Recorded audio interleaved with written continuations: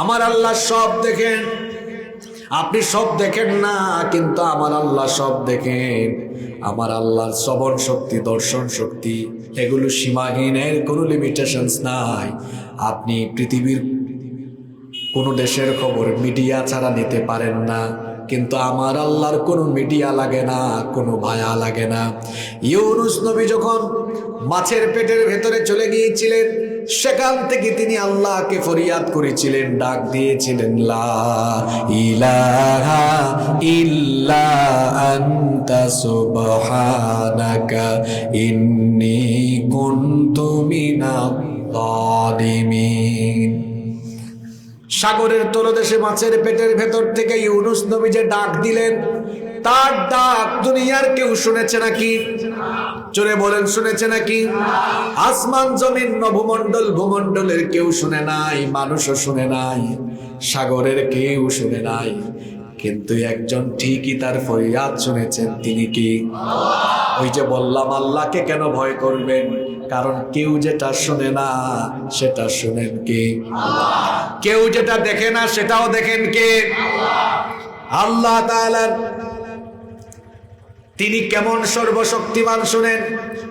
আল্লাহ তাআলা বলছেন, ওয়া ইনদাহু মাফাতিহুল গায়বি লা ইয়ালামুহা ইল্লা হু ওয়া ইয়ালামু মা ফিল বাররি ওয়াল বাহরি ওয়া মা তাসকুতু মিন ওয়ারাকাতিন ইল্লা ইয়ালামুহা। অদৃশ্যের সকল চাবিকাঠি যার হাতে, জোরে বলেন তিনি কে? আল্লাহ তাআলা বলছেন, স্থলভাগ আর জলভাগে যা কিছু সংগঠিত হয় সব তিনি জানেন। আপনি কি জলভাগ স্থলভাগের সব খবর জানেন নাকি? একদিন যদি কারেন্ট আর ইন্টারনেট থাকে না, আপনি বন্দী হয়ে যাবেন, বন্দিত্ব দশা গ্রহণ করবেন, পৃথিবী থেকে আপনি বিচ্ছিন্ন।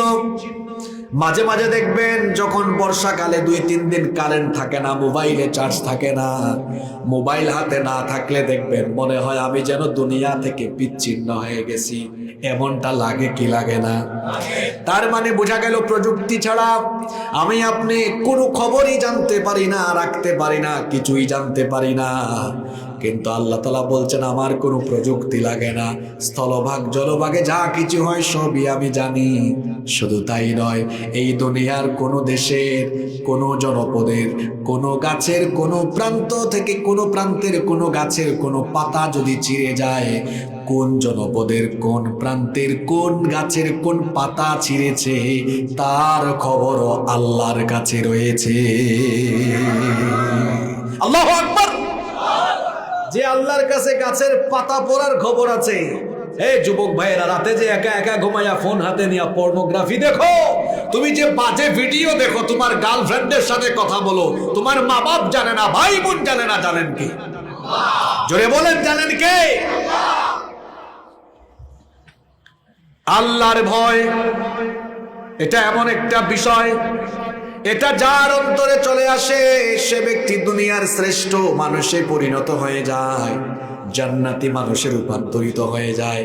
শুধু তাই নয়, আল্লাহ তাআলা কোরআনে বলেছেন, ঈমান আনার পরে যারা আল্লাহকে ভয় করে তারা আল্লাহর ওলিতে রূপান্তর হয়ে যায়। আমাদের দেশে ওলিগিরি হয়ে গেছে ব্যবসা, প্রজন্মের পর প্রজন্ম। আপনারা ভাবছেন ওলি হতে হলে ওই বংশের কেউ হওয়া লাগবে, আর আল্লাহ কোরআনে বলেছেন ঈমান আনার পরে যারা আল্লাহকে ভয় করে আল্লাহর ওলি তারা হয়ে যায়। আমি কি বানায় বলেছি? খুলেন কোরআনের 11 নম্বর সূরা, সূরার নাম ইউনুস, আয়াত নাম্বার হলো 63 এবং 64। আল্লাহ তাআলা বলছেন, আলা ইন্না আউলিয়া আল্লাহি লা খাউফুন আলাইহিম ওয়া লা হুম ইয়াহজানুন।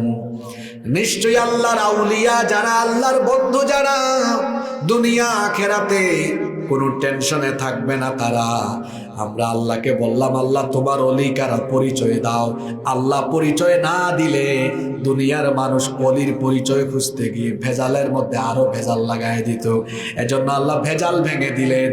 আল্লাহ তাআলা বললেন, শোনো আমার অলি কারা। পরের আয়াত আপনি পড়েন। আল্লাহ তাআলা বলছেন, আল্লাযীনা আমানু ওয়া কানু ইয়াত্তাকুন। কারা আল্লাহর ওলি? কারা? আল্লাযীনা আমানু ওয়া কানু ইয়াত্তাকুন, ঈমানদার এবং আল্লাহকে ভয় করে যারা আল্লাহর ওলি হলো তারা। সুবহানাল্লাহ মুখ দিয়ে বের হয় না? দেখি কি বলছে সবাই, জবাব দেন তো। আল্লাহর ওলি কারা? জোরে বলেন। শুধু ঈমানদাররা আল্লাহর ওলি নয়। শাহজালাল রহমতুল্লাহ আলাইহির এলাকার মানুষ তো। আমার বাড়ি কোথায় জানেন না আপনারা? শাহজালাল রহমতুল্লাহ আলাইহি আল্লাহর ওলি হয়েছেন কেমনে? কিংবা আরো যত বড় বড় ওলি আউলিয়া আছেন, ওলি হয়েছেন কেমনে? ইমানের সাথে পরহেজগারিতা ছিল। সুবহানাল্লাহ। ইমানের সাথে কি ছিল? ওই যে আমাদের পরহেজগারিতা বললাম না, আপনারা আল্লাহকে ভয় করেন, আজান হলে নামাজেও মোবাইল হাতে নিলে বেহায়াপনা থেকে চোখ বাঁচাতে পারেন না। পরহেজগারিতা